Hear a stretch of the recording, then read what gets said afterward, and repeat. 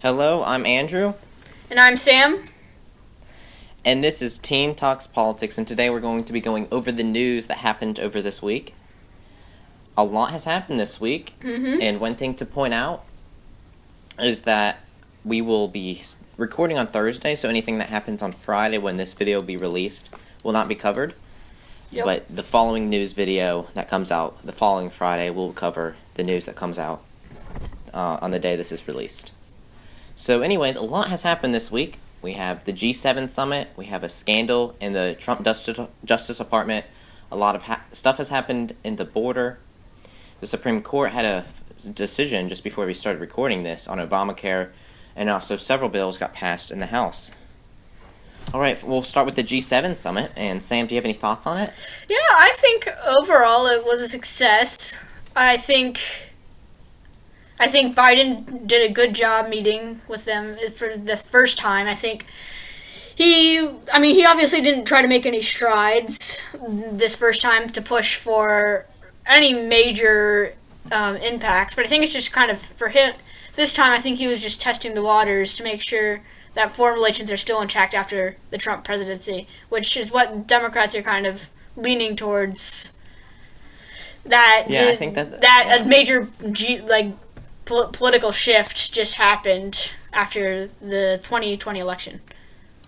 Yeah, and I think that's a really good point, because after President Trump kind of just threw all of our alliances outside the window, it's going to be a good thing of fresh air. I think, what's his name, Emmanuel Macron, said something about that when a reporter asked him. I don't know the exact word he used, but it was something along, oh yeah, this is breath of fresh air with President Biden becoming the president, setting things right that Trump had messed up. And I think it's going to be helpful for our alliances overall, and getting things done in NATO. And I think overall it'll just help America and other countries that we are allianced with. Yeah, I and think another thing I want to point out is that with the vaccine rollout in America, it's been very good. In other countries, not so much.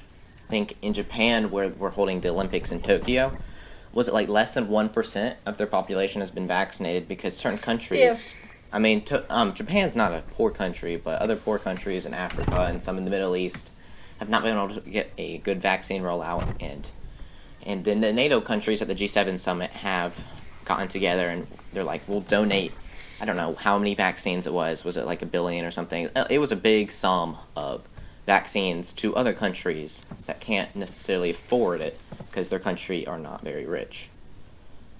Yeah, so that was a very good political move, I think, by President Biden, because again, as we were saying about reforging alliances lost in the Trump presidency, I think shifting to because we bought more vaccines than the country's population, and so I think giving those out, especially when a lot of Americans have hesitancy about the vaccine, I think giving those out is a smart move, so collectively the world can start more vaccinating. And so I think bringing it back around to the G7 summit, I think that's a very wise move to do just before entering into the G7. So, yeah.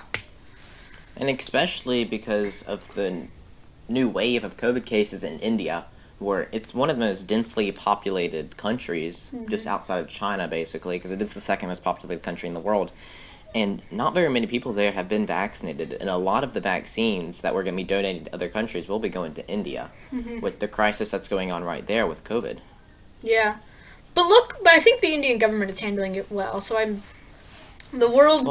think it's COVID cases. I feel like that's debatable. Yeah, I guess. I guess. There is some slight decrease. They spiked around 2 weeks ago, but it's not been pretty over there, especially with the hospitals. Yeah. They don't have enough hospitals to store everybody. I guess the same problem happened in America earlier this year and last year.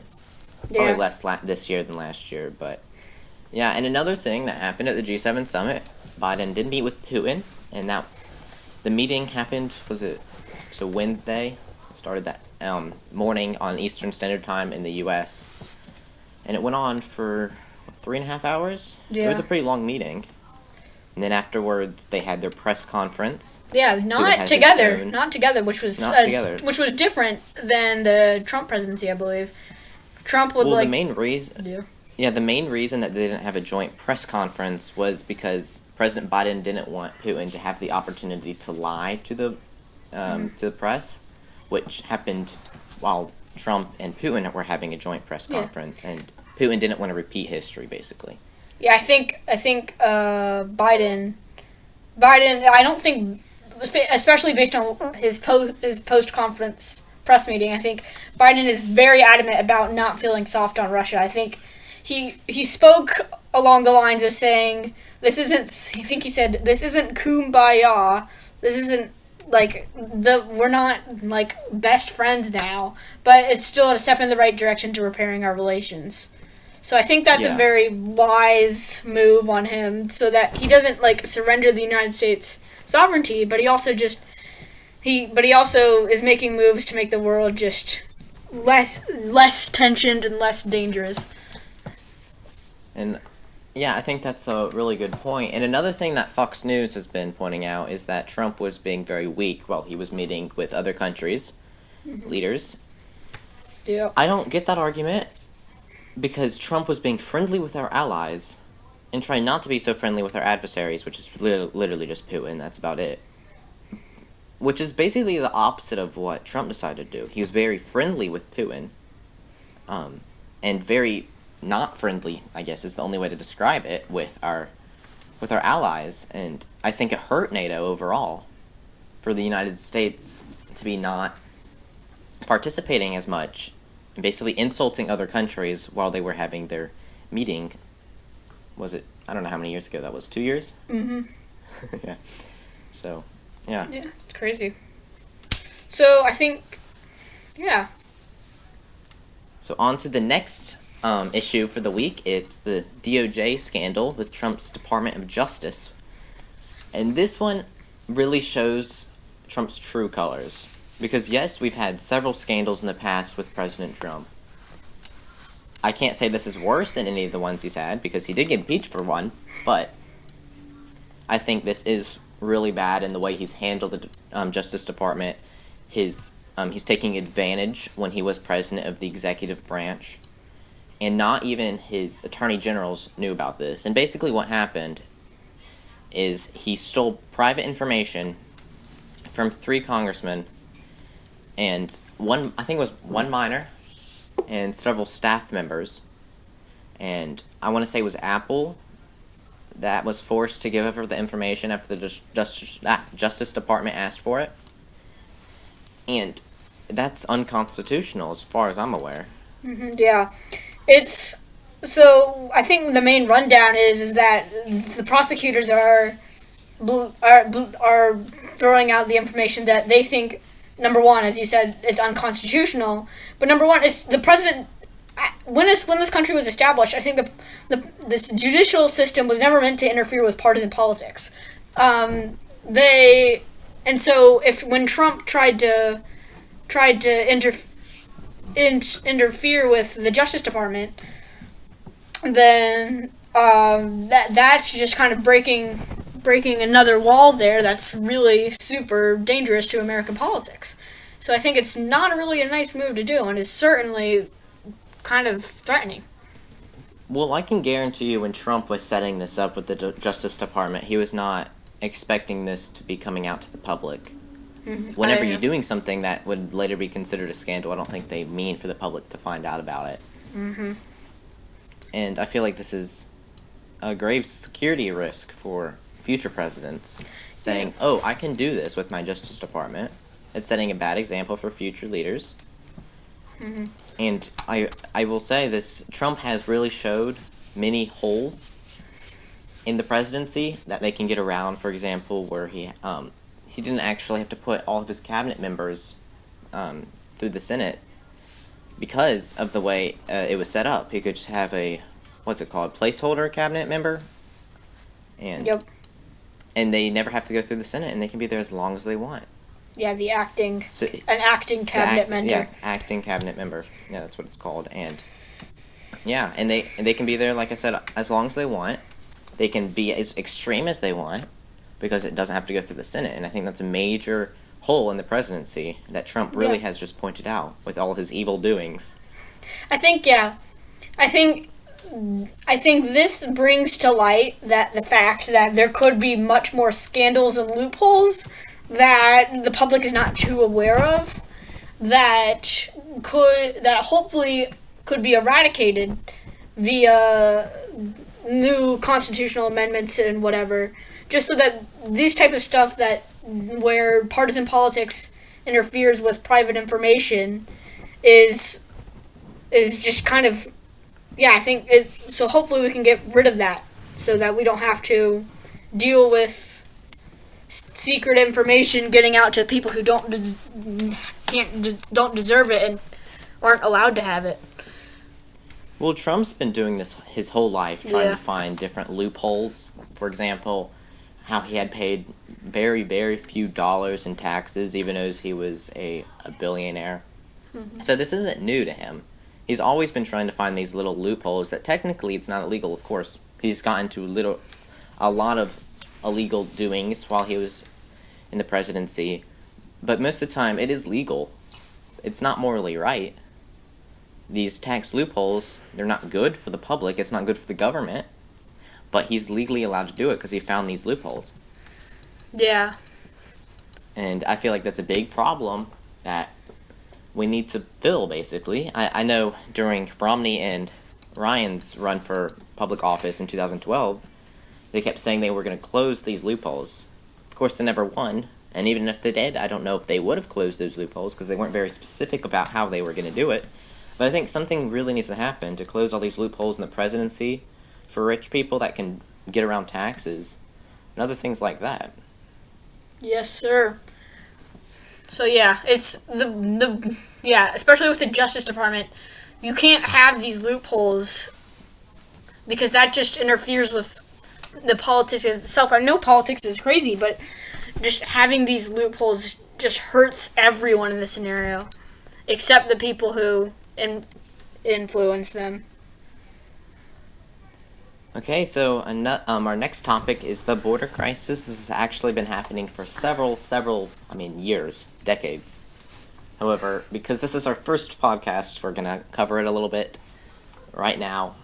And basically the rundown of it while we're in the Biden administration is that Biden has given it to Kamala Harris to basically just deal with the border crisis. And yes, I am a Democrat.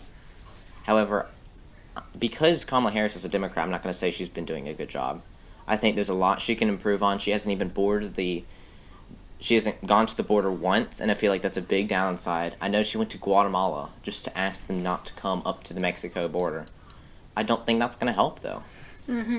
Yeah, because these people are desperate, and it's like, and when you have this overflow of people that are losing losing track of their families, it's not helping anyone in the scenario where the borders are overwhelmed, so it's harder to keep track of everyone, and so it's just not good for Kamala's reputation at the moment. So she's got to pull some strings if she wants to get back up on her feet on this, because it seems like she's in a tight pickle. But so it's yeah.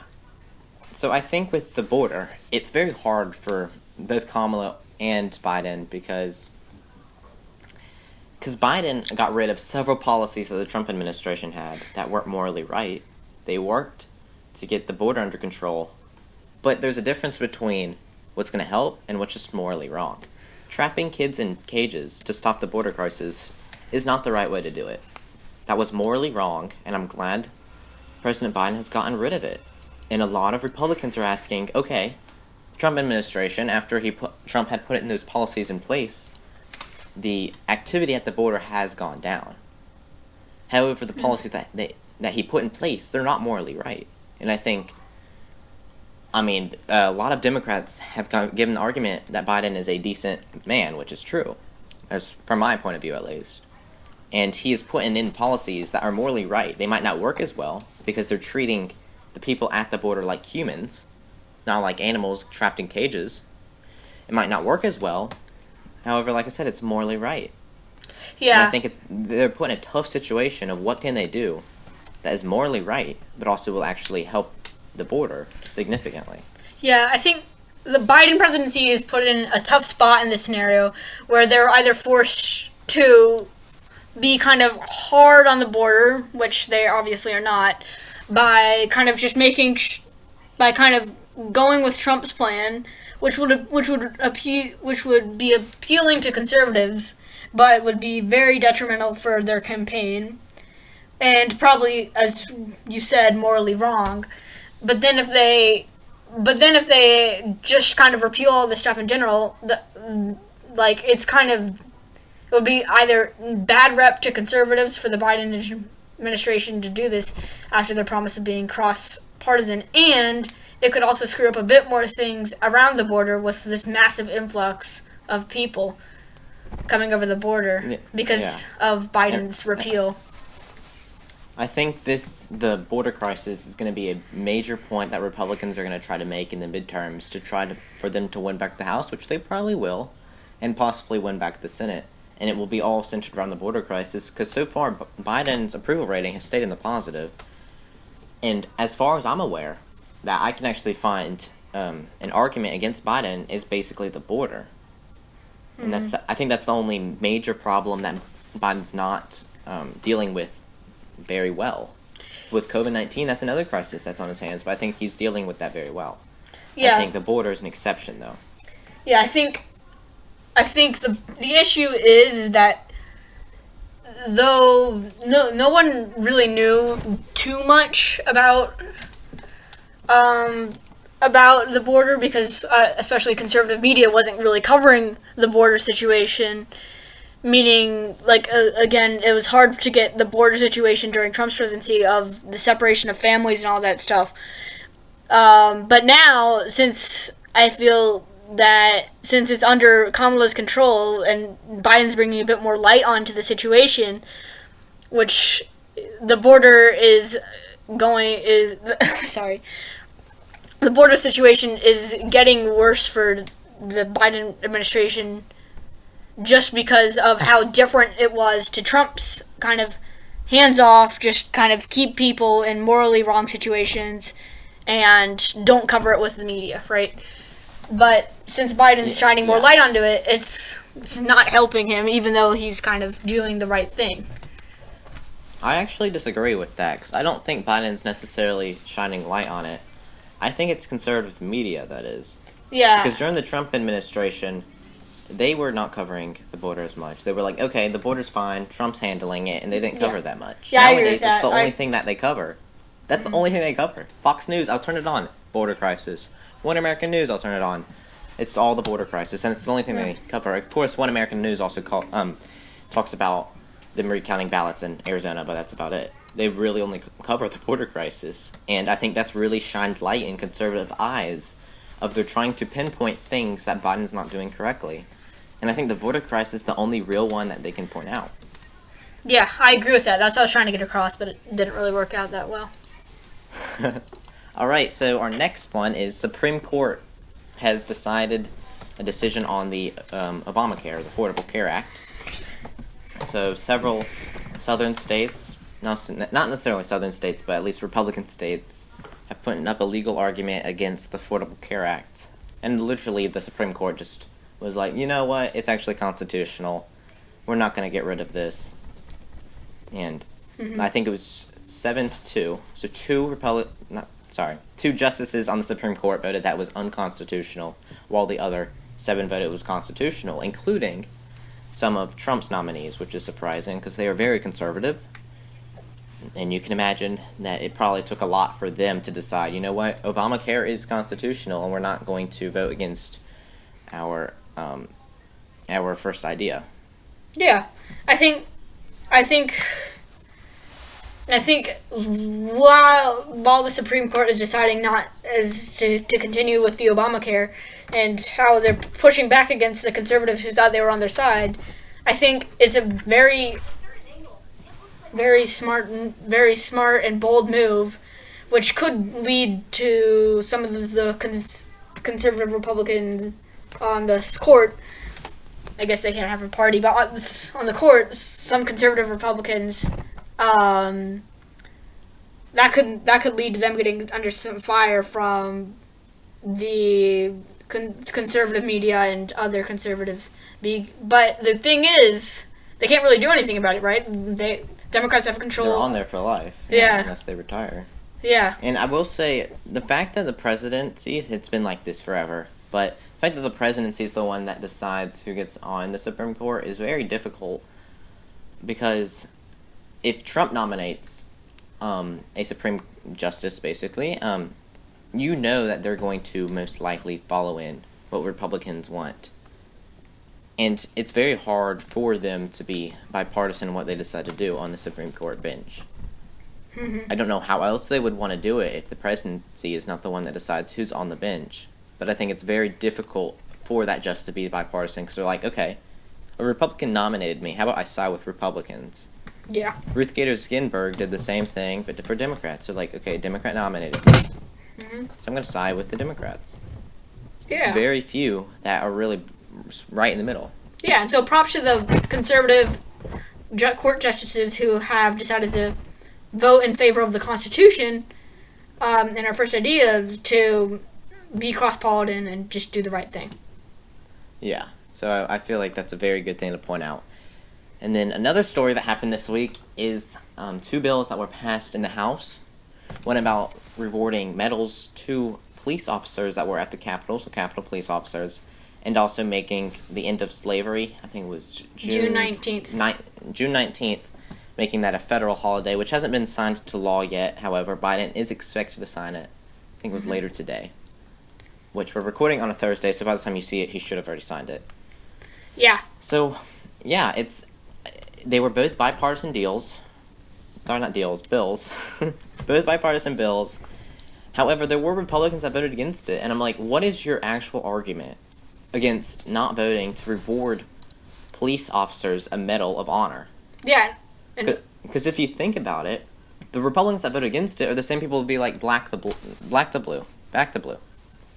Because with Black Lives Matter, they're like, okay, blue lives matter. But then they don't vote to give this police officer a medal.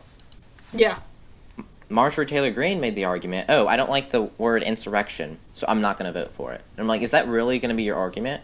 I don't think that argument has any merit whatsoever. Yeah.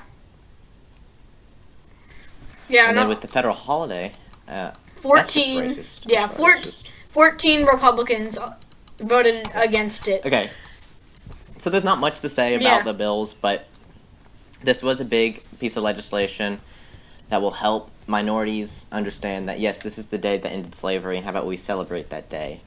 And also celebrating police officers that fought against the insurrection or the attempted coup at the Capitol.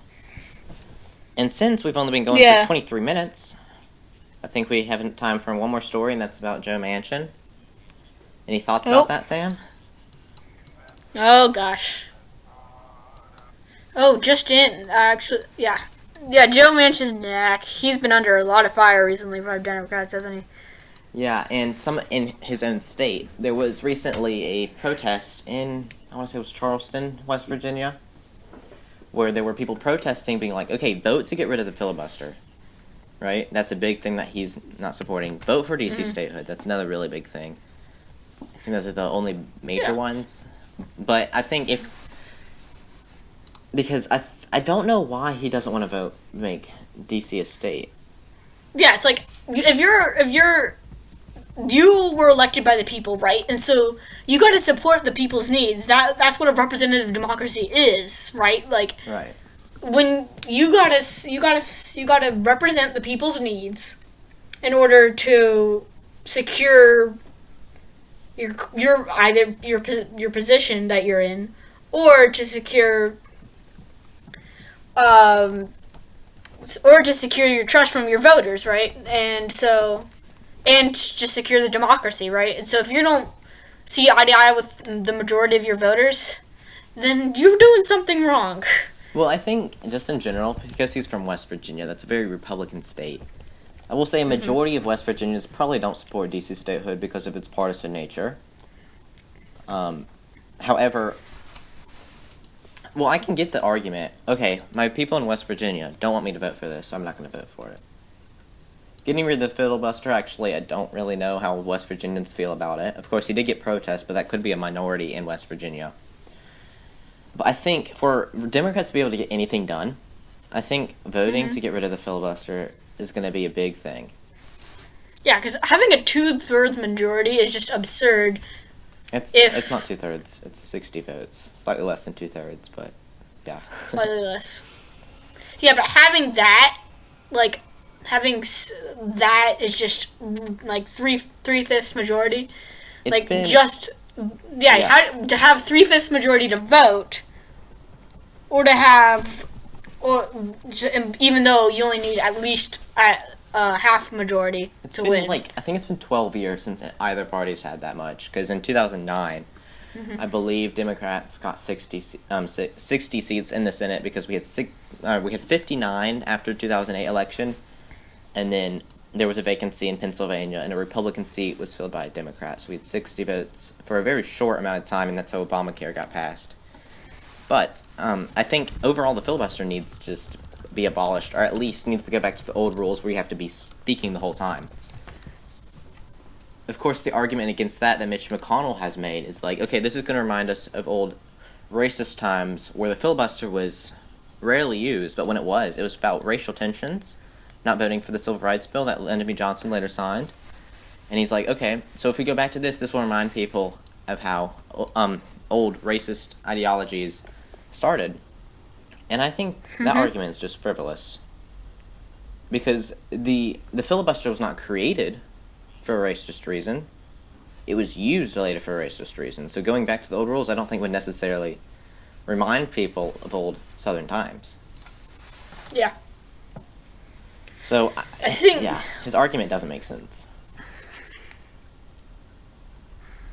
And then, I'm just checking right now. There's some news coming out after we started this recording that Biden is about to sign the Juneteenth bill. Well, keep us updated, and then if we're still recording when that comes out. Yeah. And then one more thing to point out about Joe Manchin and the filibuster is that the Capitol Commission, the bipartisan commission that would be investigating the January 6th Capitol riot, was filibustered successfully. I don't know the exact votes. I think it might have been 44, maybe? 44 Republicans voted to filibuster, which is enough to filibuster the bill fully. And Joe Manchin was not very happy about that. And I think if he had voted to get rid of the filibuster, he wouldn't have the issue. We would have a January 6th bipartisan commission right now if that wasn't the case. Because we already had bipartisan support from several Republicans. Most of them had voted to impeach, except Burr, and I think that might have been it. But then he got replaced by Portman of Ohio that also voted for the commission, which he didn't vote to convict Trump. So I feel like if we get rid of the filibuster, small things like that, which are just morally wrong not to investigate, can get passed through the Senate and eventually end up on the president's desk. And I think that's a big problem that Joe Manchin's going to find, that he can't get bipartisan bills out because the filibuster's in the way. So he really needs to get rid of it. Yeah, and so Joe Manchin is being kind of like a rocky ship player. Like, what side is he going to go? Like, is he going to follow his people or is he going to follow his interest, right? Yeah, and the thing that I don't understand is, yes, he's there to represent West Virginia, but he's also in the United States Senate. He's supposed to represent the United States as well. Yeah. Yes, he's coming from West Virginia. Yes, he needs to consider what West Virginians are thinking. But also, what does a majority of America want?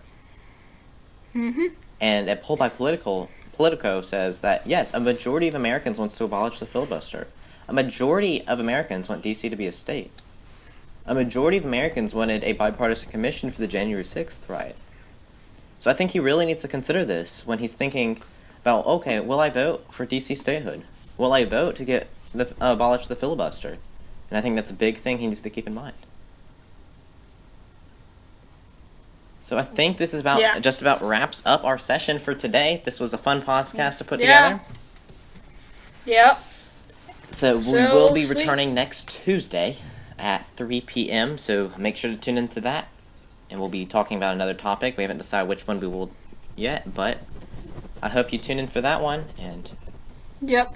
have, And I have a think good day. we'll edit on the end screen of if Biden has signed the Juneteenth and other and the other Yeah. and the Phil not sorry yeah we'll put that up on the end once this video ends. See ya. Alright, bye everyone. Bye. While editing this video, I did see that President Biden has signed the bill making June 19th federal holiday. And also, we forgot to mention that Joe Manchin does not support H.R. 1, which almost every other Democrat does. Thank you for watching. Make sure to tune in to our next one on Tuesday.